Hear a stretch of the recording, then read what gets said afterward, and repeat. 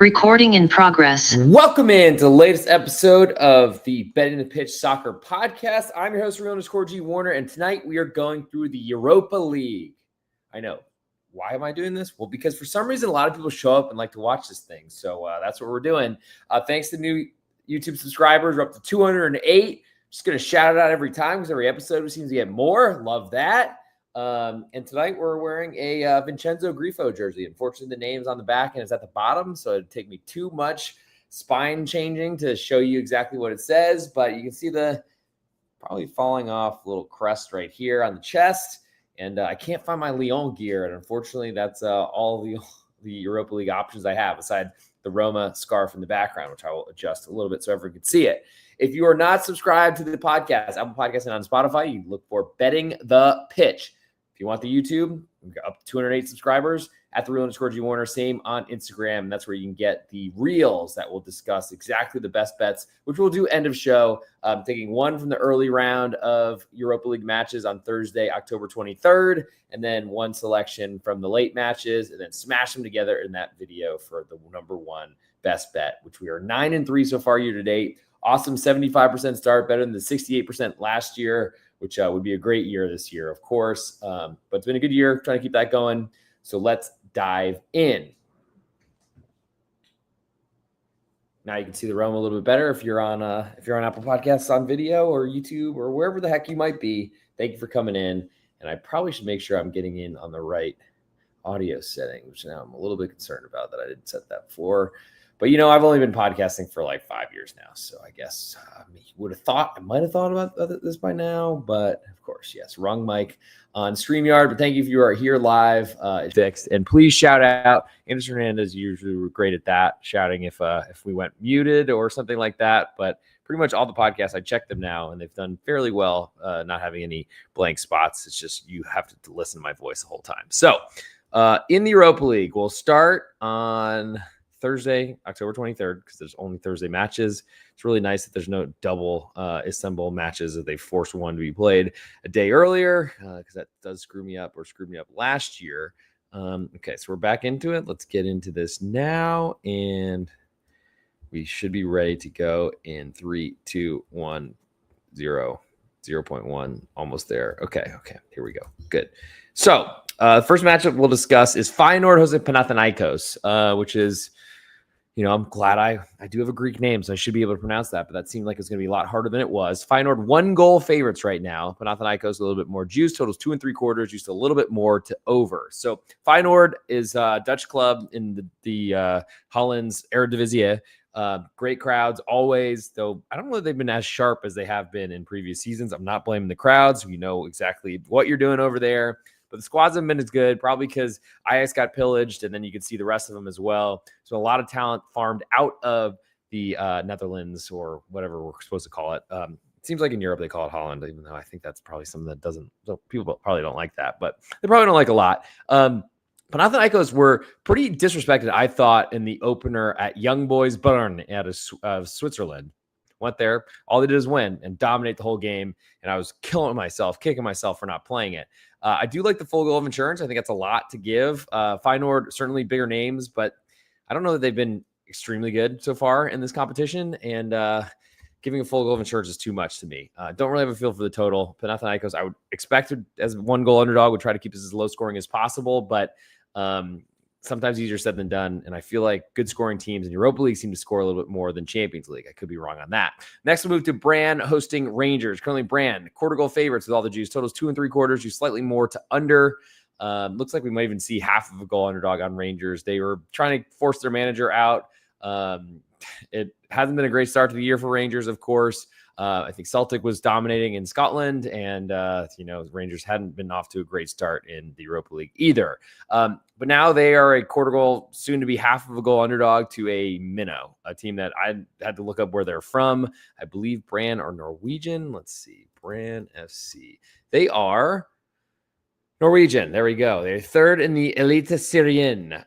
Hadn't ever pronounced that before. Probably got it wrong, but thank you to all the Norwegian subscribers. I appreciate you more than you know. I think Rangers are the only way I could look. They travel really well. They hate their manager, or I've hated him for a while, but that doesn't make me want to suddenly think that the Scottish aren't going to travel around with their kilts and stuff. So Tartan Army, or a version of it, lean to the quarter goal underdog, though I certainly want to see what the deal is. Russell Maltin, I already said that once on a podcast tonight on the Major League Baseball with Munaf Manji on the pregame.com podcast network, getting you ready for the World Series.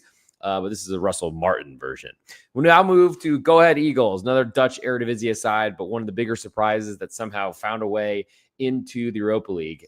Don't really think they had much with Go Ahead Eagles as a name. I mean, you think they could have thought of something better than that, but their manager, I think, got lured away by VfL Wolfsburg in the German Bundesliga. Not been impressive there to me, but somehow navigated something to get to this level. Well, now they get the visit of Aston Villa, who started the year off not able to win any matches, then went on a big winning streak into the international break. And now Aston Villa 1.25 goal favorites away from home. More juice on Go Ahead Eagles right now. Total is 3, and the juice is split there on the total. So Aston Villa, to me, I haven't trusted them to score goals for a long time now. Unai Emery's defense is really good. Go Ahead Eagles are very, very weak. So I'm going to lean to under 3 in this one rather than playing the 1.25. Certainly it's correlated. If you see a low-scoring game here, playing an underdog and an under makes a lot of sense if you're trying to double up. I think the biggest concern is if Go Ahead Eagles are scoring goals, but I don't think it's going to happen against English Premier League defense. Move next to FCSB of Bucharest. They are hosting Bologna of Serie A in Italy. Currently, Bucharest side, FCSB, they're 3/4 goal underdogs, all the juice on Bologna away. Total is 2.5, juice very heavily to under also. So Bologna have been really good this year despite balancing competitions. I think Taco Mota moved on, as with a lot of players, to Juventus and other places across Europe. Brought in Vincenzo Italiano, great name, of course, but he's been really good for them. Bologna has been really strong. Every time I've seemed to fade them, it either goes really horribly wrong or they're scoring penalties late. So I haven't really had a great rub of the green on that, if I'm using soccer terms. I think FCSB are going to defend like crazy. That's all they can expect to do against a Serie A talented side. And Bologna have been doing a pretty good job. They've got a lot of depth, which is surprising for Europa League side. They've got pretty much a Serie A lineup and a Europa League lineup. I wonder if that changes as we go, but that's pretty good because the depth is so important in this competition, more so, I think, than the Champions League. You need to have better players at higher levels, but people spend for that. Europa League is usually not as spended. People don't spend as much. Clubs don't spend as much for it. But I think Bologna have done a great job of recruiting and building a very deep squad. So I'll lean to the home underdog. I'll lean to under strongest here until we get a full goal of insurance on FCSB, which is probably out there in the market if you want to pay up the juice for it. I just am pretty concerned that a Bologna 2-0 win will pay out the under and lose the side. Fenerbahce then hosts VfB Stuttgart. Currently, Fenerbahce quarter goal favorites, all the juice on Stuttgart away. Total is 3 in this one, juiced all the way to under. So Stuttgart, they've been winning matches. I don't know that they've been very impressive. They've been missing Dennis Undav for sure. Nick Voltemesi, who left for Newcastle, also was a big loss. And Fenerbahce, I mean, they've played better than I expected at home so far. The Turkish giants or Turkish clubs in general across Europe just don't defend well enough. They have big names, but I don't think they have much defending in them. We'll see on Domenico Tedesco and how he does at this club. I don't know that I believe in it so much. He's been pretty average / underperforming or overvalued at most places he's been. The Belgian national team. Schalke, I thought he was decent, but then things didn't go well in a lot of other places. I think it was Leipzig. He had a really short stint. I think Stuttgart, though, clearly the bigger club, or they have more history, I think. I could probably get myself in trouble with some Turkish fans here. Let me restate this. So Stuttgart are huge in Germany. I'll leave it that way. Had struggled and got relegated down to the Zweite and almost happened again, if not for a late header, I want to say, from Wataru Endo, who then moved to Liverpool, but kept them literally in the Bundesliga on the last match day against Köln. Yes, I had Köln that matchup. That was really difficult, and Köln eventually went down the next season. Not that one directly, but Fenerbahce probably deserve to be a favorite based on their home pitch and their crowd and how difficult it is to play in Turkey. Istanbul is great and will always be difficult to play against, essentially, because you're fighting the whole city there, it seems. With that said, Stuttgart are really talented. I think they've lost a lot, but they've kind of weathered that storm. Chris Furic was not playing a lot, who I think is a great creator. Emedin Davidovic is honestly one of the biggest warriors, and I wish that Stuttgart weren't favored as much as they are, as often as they are, because I'd love to back him because he's awesome, scores goals all the time. Even gets him ruled out because he's too strong, it seems. But he also is a Freiburg guy, I got to say, in the past. Doesn't seem to care about that, though. He's like to celebrate against him when he scores. With all that said, I'll lean to Stuttgart getting a quarter of a goal. I mean, I don't generally expect to see goals in European matches or in any matches for that matter, but there could be some in this matchup, which would make the very expensive quarter goal underdog on the road less valuable, but I'll lean that way for now. Red Bull Salzburg then hosts Ferencváros. Currently, Salzburg, a half a goal favorite. All the juice on Ferencváros of Budapest in Hungary. Totals 2.75. This one just pretty heavily to under. I think Ferencváros are, they were a very defensive side, brought in pretty famous manager and have been more aggressive lately. Salzburg were pretty much funneling all their talent to Red Bull Leipzig. Then things got a little bit weak there. And that's why Red Bull Leipzig are not playing Europe this season, I think, amongst other things. Plus, Salzburg have not really been as strong. They've kept some players longer than anyone would have expected. We saw Karim Adeyemi and, of course, Erling Haaland and all these great players leave for other big European clubs.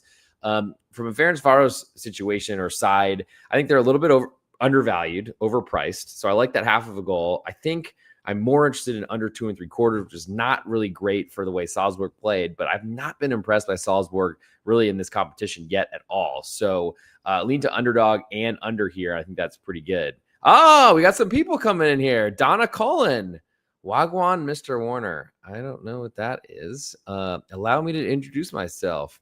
Oh, we have myself, Donna Cullen, former executive director for Tottenham Hotspur and board member. I used to be the head of PR department. Well, please let me know, Donna, how I may do anything I can to move myself to Europe and get this all going. Also, Evelyn Waldron, I haven't heard from you in forever. Good to see you. I guess I finally got on here at a time where you're awake. No, just kidding. I usually do this way too late at night. Anyway, good to see you all. And Donna, anyone, if you want to talk to me a little bit more afterwards, please do so.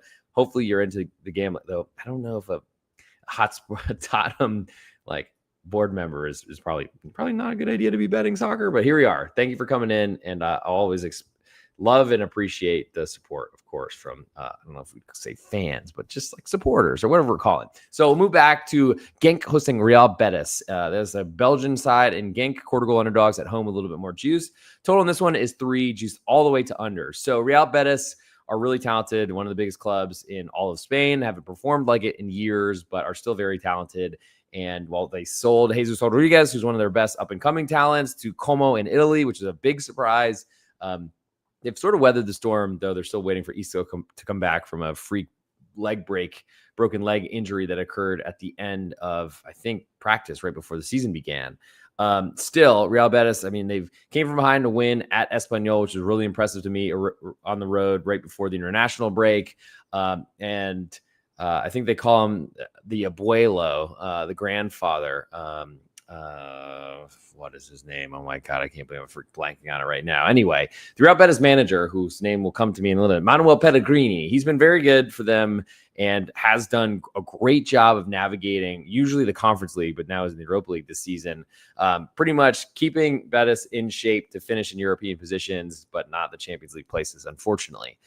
Road favorite makes sense. I don't know that I'll ever be backing a road favorite in my life, so I'll lean to Genk, but I don't have much feel for that, and Betis can score goals, so that's even more scary to me. Sporting Braga then hosts Crvena Zvezda, or Red Star Belgrade, if you're into the English version of the Serbian champions, I believe. Anyway, Braga, half a goal favorites right now. All the juice on Crvena Zvezda. Total is 2.5, and it's juiced more to the over. So Braga are fairly talented Portuguese side that have pretty badly underperformed expectations across the years. Made it to Champions League. We're in a group with a really bad Napoli side after they won the Scudetto, and or maybe that was before they won the Scudetto because they just got in there this year. But anyway, a couple of years ago, and we're really disappointed to me.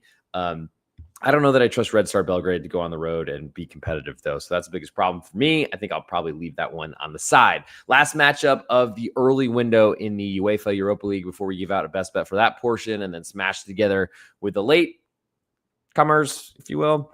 Olympique Lyonnais, they are 1-goal favorites right now. The FC Basel total is 3, juiced all the way to over. A lot of juice on Basel getting full goal of insurance. So Lyon, I was going to wear a practice kit or something like that on this episode if I could find that shirt. Somebody has it. Holler. I don't think you do, Evelyn, but thank you for coming in again. I think Lyon are starting to look like the club that we expected them to be, despite this like financial ramifications, not being able to sign anybody, having to sell everybody. Somehow they still brought in Dominic Greif from Mallorca in a bigger league in Spain. Can't explain that one, but Basel have not looked that competitive to me so far. I've watched them against Stuttgart and against Freiburg in this competition, so I will pass on that one as well. So we will go to the ultimate best bet portion of the show. We will move to what will end up getting compared positively or negatively against what we cover in the late portion of this show. And I think at this point, I mean, there's plenty of value out there. I think Panathinaikos is a 1-goal underdog on the road at Feyenoord. It's going to be a really tough place to play. But I think the full goal of insurance is just too much. Now we'll start on the late window with Lille hosting PAOK of Thessaloniki in Greece, Lille of France in Ligue 1. Currently, Lille 3/4 goal favorites. All the juice totals 2.5, juice all the way to over. So Lille are extremely talented, sold a lot. Were great in Champions League last year to start the year, and then kind of faded. And then that's, I think, why a lot of their players left. But brought in Olivier Giroud, who's one of the best strikers in the world still at his age, because it really doesn't matter. It's not about him being fast, it's about his head, how tall he is, et cetera, et cetera. PAOK have been pretty disappointing in this competition so far. They've been, I think, doing fairly well in Greece, but not better in this competition. So I don't know that I want to play them going into Lille. They like to shoot these like fiery type of things, not fireworks necessarily, but like these bursts of fire. No. Firefly looking things. I don't know. Do that a lot. It's really, really, really disappointing if you're on the other side and you keep seeing that go off over and over again with their red nets. Don't like that either if you're betting the other side. I think I'll skip this one and move to Celta de Vigo hosting Nice. So two big clubs from big leagues I do cover on the weekend podcast, the Betting Pitch podcast. And if you might be watching this live on the Betting Pitch Podcast Network or a recorded version on Apple Podcasts or on Spotify, Celta Vigo are 3/4 goal favorites. Although juice right now is on Nice pretty much. Totals 2 3/4, juice more to the under. Celta Vigo have, I think, weathered the storm at a really poor start to the season, balancing Europa League, which they haven't been in so long, and really have been fighting relegation for a long time. Plus, aren't playing their star talisman, Iago Aspas, from the start too much. He's also 36 or 37 years old, and God forbid how sore he is every morning. I don't think I'm that sore myself, but I'm not playing football professionally in a very, very vicious league unless you're in the penalty box. Then any sort of breath the wrong direction can lead it to a penalty. Until this season, it seemed. Wondered if that's why things have turned up in my soccer performance so far betting this season in Spain. But regardless, Nice have had a really even rougher start to the year, just losing left and right. Celta Vigo just struggling to win. I think Nice are getting too much here, so I'll lean to the 3/4 of a goal underdog. Would love to get a full goal of insurance. I don't think we'll get that. I'll also lean to under 2 3/4. I just don't expect Celta Vigo to score many goals. I think they can defend Nice, but I do think that Nice can break through, potentially get a road 1-1 draw or something like that, which would pay the under and the underdog. Maccabi Tel Aviv then hosts Michelin of Denmark, Maccabi Tel Aviv of Israel, but they're not playing any league games there, at least for the foreseeable future. Maccabi Tel Aviv, half a goal underdogs in some far away land, I believe in Czechia or in Budapest or something like that, where probably the whole crowd is rooting for UEFA to kick Israel out based on the war crimes they've been committing compared to Russia and how they haven't been playing in the Europa League or Champions League for a long time now. I was hoping to get Michelin as a dog. That was not realistic. I think they've been impressive. So I got nothing really to do with this matchup. Maybe under 2 3/4, but I don't think I want that either. Roma then hosts Victoria Plzeň, which I do have Roma over the shoulder. Roma, 1.5 goal favorite. Juice is split both ways. Total is 3. Juice all the way to over. And Victoria Plzeň of the Pilsner Urquell, I think, is brewed there. If you know the beer, if you're a beer drinker or just have ever came across it and are like, oh, what does Czech beer taste like? Anyway, Victoria Plzeň are going to go to Roma and try to kill this game from the first second. I think the total is really large at 3 minus 120 right now, bet online. I'd love to get 3 1/4. I don't want to play FCVB on the side, but I do like under 3 and 3 1/4 when it comes. Celtic then hosts Sturm Graz, currently Celtic 1 goal favorites, all the juice on the home team. Total is 2 3/4, juice all the way to over. Sturm Graz of Austria, I think Eastern Austria, if I'm not mistaken. Celtic have been playing well in Europe, well in Scotland, have been making Rangers feel all the pain and hating their manager, et cetera, et cetera. Sturm Graz have been, I guess their former manager moved to Hoffenheim in the German Bundesliga has been improving.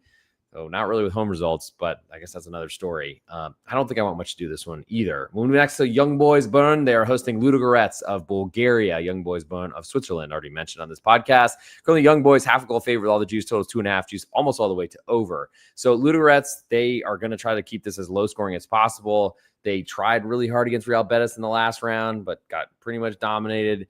I don't think Young Boys are this good. I don't think Ludogorets are great either. So I'll lean to under 2.5, a low-scoring game in that one. Malmo then hosts Dinamo Zagreb. Currently, Malmo, the Swedish squad, they are quarter goal underdogs at home with all the juice. Totals 2.5, juiced all the way to under. So Dinamo Zagreb have looked great in this competition.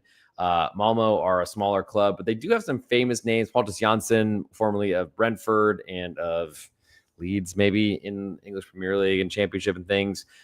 He's kind of leading that team. Malmo have been really talented. Ahmed Hadvoljic or whatever has left and has now ended up at a big club somewhere else. I want to say maybe Bruges or something like that. But I think Malmo as a home underdog might just be the peak valuation for Dinamo Zagreb here. I don't know that I feel great about the total. I don't think Dinamo Zagreb are going to score a lot, but they do have some offense. They've shown it so far. So I'll lean to the home underdog. 2 matches left to go. Then we'll smash it together and get you an ultimate best bet and get out of here. Nottingham Forest, a pick'em at home to Porto. Total is 2.25. Juice all the way to over and very heavily juiced on the Nottingham Forest side. This has been kind of going back and forth between quarter and a pick'em. I think if you like Porto, wait for the quarter of a goal to come back. If you like Nottingham Forest, play the pick'em. So if they do draw, you do get your money returned. I am looking to be against Nottingham Forest for the foreseeable future. I thought they really overplayed last season, are overrated, overvalued by the amount of UK money that's in this market because it helps the pound so valuable. I'll lean to FCP, but I want a quarter of a goal. It's out there. I'm sure other places, just not at Bet Online. Last but not least, Sports Club Freiburg is like don their kit. They are hosting Utrecht from the Dutch Eredivisie. What I thought was a decent side that really has not performed this competition. I guess they're just a venue for Armin van Buren at this point. Freiburg, 1-goal favorites, all the juice on the home team. Totals 2.75, juiced fairly heavily to under. Those things they don't really correlate. Freiburg were trying to score goals. They played really well at home over the years. I don't really trust Utrecht at this point to really do anything. Anything I probably lean towards is under, just betting against the Freiburg offense. They certainly can concede some goals. Noah Otobolu is one of the best goalkeepers I've ever seen defending penalties, but I don't know if that's good enough here, and I'm not sure that's as relevant. So I think for my best bet in the afternoon, before I compare this to the early windows for the ultimate best bet and get out of here, I'll save that and just make sure I plug some other things. So thank you all for coming in, especially Nelson Moe, also in here. Thank you for coming in. Appreciate all the new subscribers and anyone that's coming around. It's been really great. And, someday we'll be famous, but we got a long way to go. For the, I guess, other podcasts. So NFL podcast, we recorded last night, Andrew Korshnicker and I, covering the NFL week 8. Don't want to discuss best bet records there, but if you just literally turn on the episode for the first few seconds, you'll get the lowdown and hopefully stick around after that. There will be an NFL podcast next week, of course, because there's one every week. But there's also a soccer podcast coming for this weekend that will be coming out likely on Friday, probably Friday evening. I might try to do it Thursday night. That might be good tomorrow night to get ready for everything. But it's time for the ultimate best bet. If you're not a member of my Patreon, patreon.com/thereal_G-Warner. Best way to get all my plays, all the overnights, everything as soon as they're locked in. You get a buzz if you download the application, get notifications on your phone or whatever device you use. Maybe people don't use phones anymore. I don't know. But make sure you jump in there and come on in. Appreciate that. And so let's get into it. And I'll, of course, put this on Apple Podcasts and Spotify this episode. Yeah, it's going there. You all already knew that. But we also have 1 minute or so reels and shorts at the Real_G-Warner on both those platforms. So the early window selection for the ultimate best bet was Panathinaikos, a 1-goal underdog at Feyenoord. For the late, 3 p.m. Eastern time versus 11:45 Central or 12:45 Eastern, and then 3 p.m. Eastern time versus 2 p.m. Central. We're going to go with Victoria Plzeňa visiting Roma. They're going to try to keep this as low scoring as possible. The push on 3 is essential. I will not play less than that, most likely, especially now that we've had it. But I think we get a 3.25 before kickoff, maybe even higher than that. Certainly want to make sure that FCVP have a quality lineup in there to defend. But Roma, I mean, their backups can certainly score on a Czechia side, but I just don't really believe we're going to see 4 goals. So play Roma hosting Victoria Plzeňa in the 3 p.m. Eastern time, 2 p.m. Central. Europa League of the match day 3 will go under 3 goals, and that'll be the best bet in this episode. Thank you for tuning in, and I'll see you in the next episode. Thank you so much. Hit subscribe, leave a 5-star review. Oh, and I need to shout out the YouTube subscriber that has come in, because there's a name that I saw in my inbox that I did not mention yet, which I really need to say something to or thank and do all that sort of stuff. Here we go. Now live on your channel. I already knew that. The Dirty Sheets. That's why I remember it was such a crazy name. The Dirty Sheets have now subscribed to you on YouTube. Thank you for coming in. I really appreciate it. And let's get some more of you. The Dirty Sheets is subscribed. Alex Alejandro, Vim Vitens, Cedric Vidal. I appreciate all that. And hope to talk to you all very, very soon. Recording stopped.